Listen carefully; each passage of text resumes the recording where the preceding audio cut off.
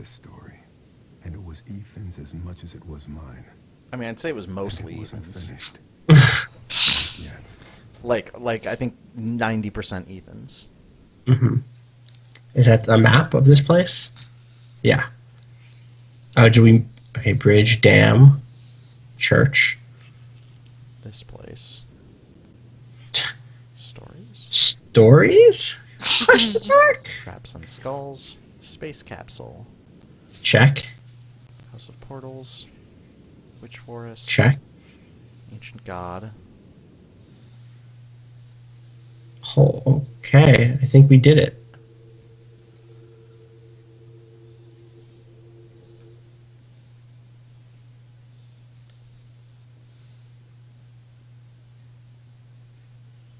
Oh. There we are. Christ, Ethan, you're in here again? You missed dinner. Mom and Dad are pissed. They've been looking all over the place. Get out of here, Travis. Leave me alone. Fucking Travis. Travis, man. Mom, get in here.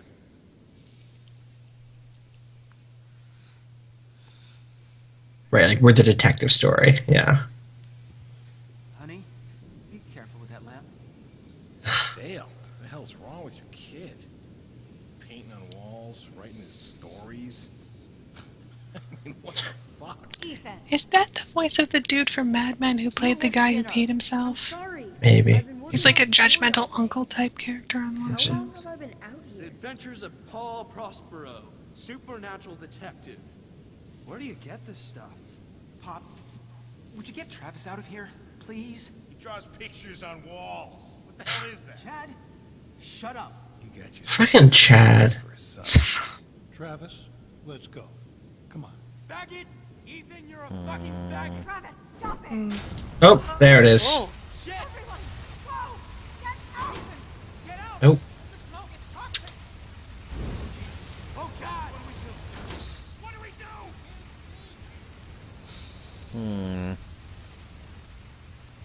Welp. Oh boy. Oh.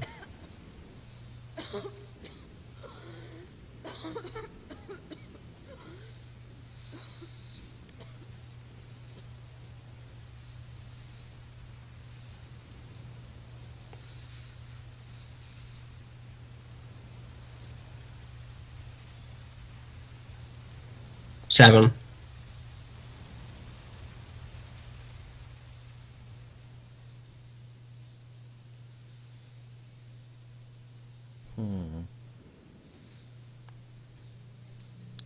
I Oh, wrote it's... you, Yeah. but I don't know if I created you. Made me real. I can't go yet. Oh. I have to finish my story about you. Hmm. I wrote stories about everyone. I know you did. But my story's done. And it's a fine story. I can let go? You can let go. What happens then? Another story, kid. What else?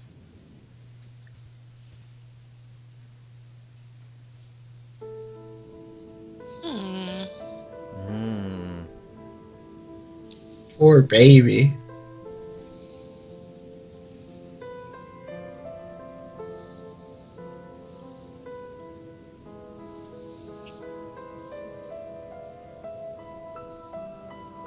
It's weird there was a news article about this fire that didn't mention the people who died. I don't know that any of those One news person? articles were legit though. Yeah.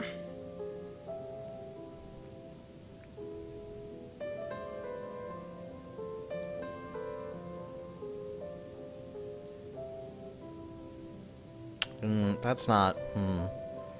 I mean, good hustle, but That's not gonna cut it. yeah, I don't think. I don't think 2 buckets of water are gonna do the trick. Yeah, you should be sad, Chad. Jag off. Chip says, okay, so like this kid wrote stories about his family killing each other. That's what this means. I think he wrote one story about them killing each other. on top of, or at least thought about one of them on top of all those other stories he had written. And that story about them killing each other was about them, like, not believing him or, like, being polluted against him and also each other and bickering and etc.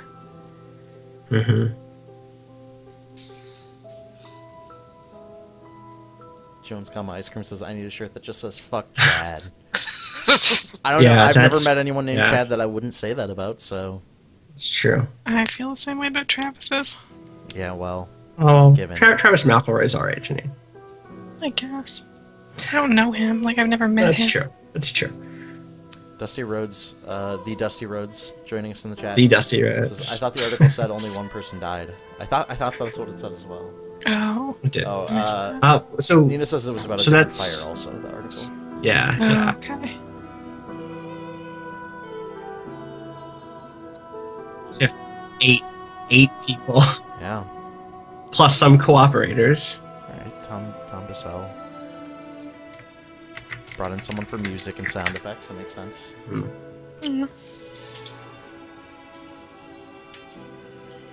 Oh yeah, that's right. Nina says they never found who'd been brewing the moonshine. It was Chad, so he kept brewing it. And that's why someone had said what smoke isn't toxic, and I think Nina had pointed out, if it wasn't Nina, it was somebody else, that like it was the moonshine smoke is extra Special toxic. thanks to Thomas Grip from Frictional Games. That's the awesome. The Amnesia studio. Their new game looks really good. Really good voice acting throughout. Yeah. I was not wild about Ethan, but kid voice acting is tough. Yeah, kid voice acting is tough. I think Paul Prospero.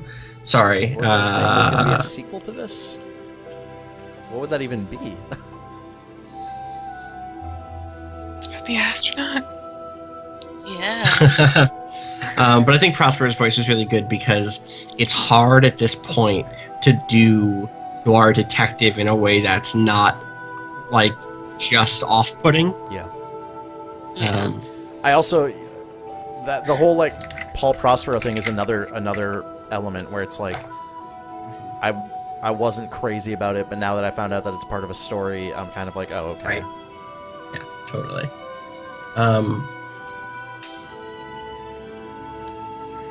Nina says the guy who voiced Chad isn't in Mad Men, by the way, but he is in Mr. Men. Common mistake. A lot of people mix those two up. It's close enough.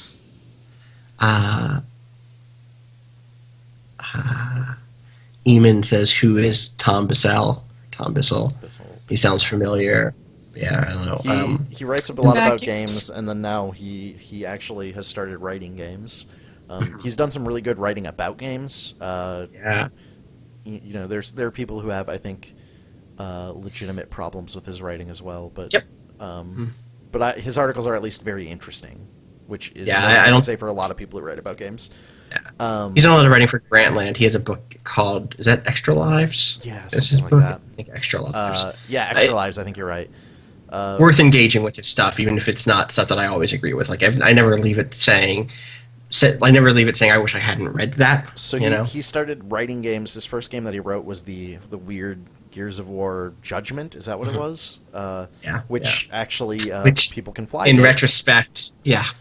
So I guess it makes sense that they kind of, and that was right around when these people left People Can Fly, but still, makes sense that they would have contact with him of some sort. And he is now doing, weirdly enough, Battlefield Hardline. It's very strange because he a lot of his writing is sort of about not I shouldn't say a lot, but there is some articles he's written about the general shallowness of and unsatisfyingness of action games and action game stories, and that's kind of been what he's built into. Like, he's writing a lot of those now, which is weird. Yeah. To be fair, though, I haven't played Gears of War Judgment, so I don't know. Maybe like that is a really interesting narrative that I just don't know because I haven't played it. Yeah, it's interesting. I think too, because I think this is a game that, earlier we talked about how, is this just like Silent Hill again? Is this just like X again? Like, it's just like a lot of things in some ways, but the execution in this, I think, was fairly strong. Yeah, and I think it is what I. interested in it at this point. Yeah, absolutely. And I think there's something where, from a structural level, I'm able to forgive some of those similarities when it is built into the plot in such a clever way, where like, yes, this is some of these little bits that we're getting are derivative, but they're derivative because it's this kid writing stuff that he's read. Like, he's essentially, like this. The stories he's writing are based off of stories he's read in these like pulp magazines and stuff. And it's not just, I like Silent Hill. I said this before, but like, the big thing in Silent Hill is, this place, cults, power, ancient gods, and for whatever reason, people make the world into what it is there. In this, like, it's not just, this is this interesting mystical thing. It's this kid working through very specific issues of being a child in a shitty family. Silent Hill gets there sometimes, but it struggles to. I like Silent Hill, but it struggles to, and sometimes loses focus on that because you're making a 15-hour-long survival horror game in 1997. I mean, I know that they're not. I know that they're not going to do this, but my ideal for the new Silent Hill, which I'm very interested in and excited about, but my ideal would be just for that to be like a DLC game that's 4 to 5 hours max.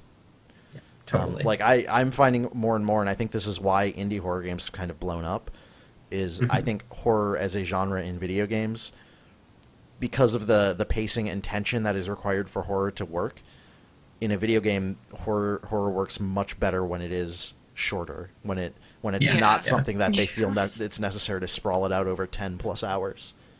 Yeah, that was one of my problems with Alan Wake, which is a game I generally like, but and kind of vaguely reminded me of here and there, was that there were moments when its length and its scope, more than its length even, its desire to address a huge like scaling topic in terms of horror, kind of misled it. It was the small moments that were the scariest, and the kind of bite-sized chunks that stayed with me.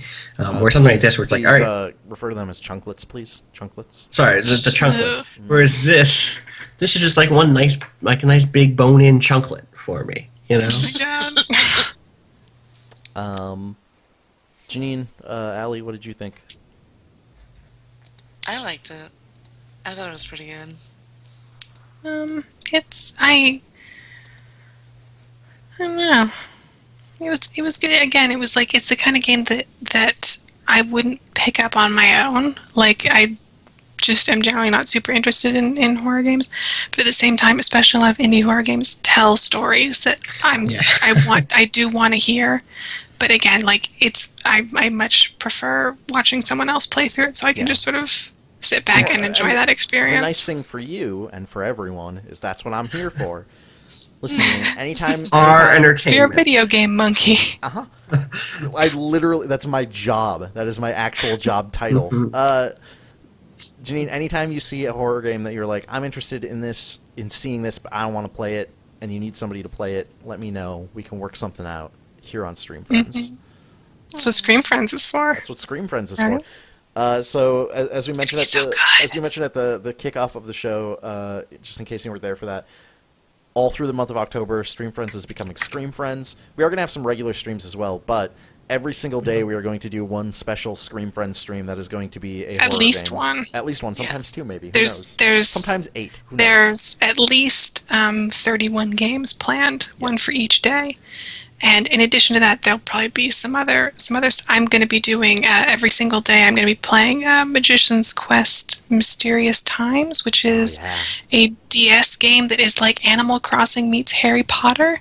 It's super cool. So that's going to be pretty fun. Me too. Eamon Kites asks, side note, does this really count as horror, though?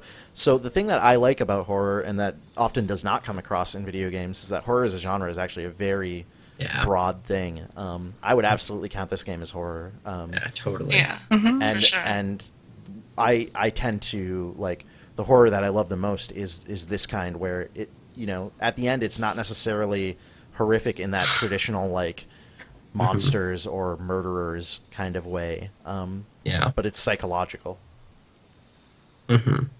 And personal and emotional and like familial, right? It's close. I think that like there is, I don't know. I really liked how this was at the end of the day about this boy working through the shit that he didn't have a way to cope with otherwise, right? Like fleeing to this space that was far from his family, but then being stuck and only really able to recreate the familial again. You know, like really not able to escape it even through his fiction, and that's terrifying in a real way. Yeah. You know.